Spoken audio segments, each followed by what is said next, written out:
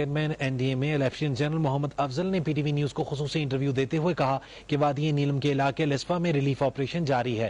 انہوں نے کہا کہ واقعے کے فوری بعد شروع ہونے والی امدادی سرگرمیاں اب بھی جاری ہیں۔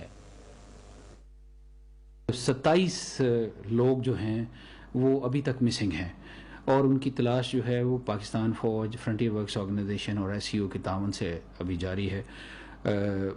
اس میں تقریباً 150 کے قریب لوگ جو ہیں مختلف نوعیت کے زخمی بھی ہیں۔ پاکستان فوج نے راشنز ریسکیو کا کام جو ہے اپنے ذمے لیا ہوا ہے۔ کل کا فوج کے 2 ہیلی کاپٹر اس میں حصہ لے رہے ہیں۔ اس کے علاوہ فرنٹیئر ورکس آرگنائزیشن جو ہے وہ حصہ لے رہی ہے۔ ایس ڈی ایم میں اس کے لوگ جو ہیں اس کے حصہ لے رہے ہیں۔ ہم نے اپنا بھی وہاں پہ ایک آپریشن سینٹر کل سے قائم کر دیا ہوا۔ کچھ چیزیں جو کہ وہاں کی لوکل ڈیزاسٹر مینجمنٹ اتھارٹی کو چاہیے تھیں وہ چیزیں آلریڈی یہاں سے چل پڑی ہوئی ہیں۔